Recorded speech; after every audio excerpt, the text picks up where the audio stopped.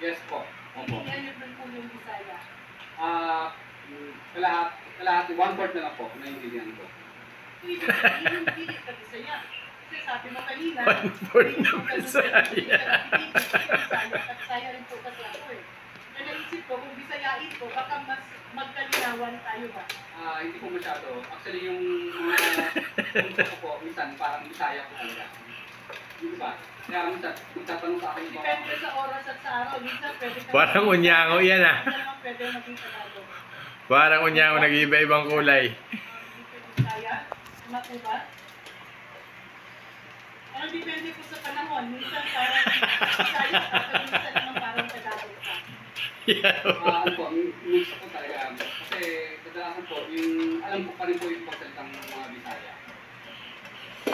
1/4 Bisaya. Matubok yung apelido. You can speak in the Bisayan dialect. Wala. We can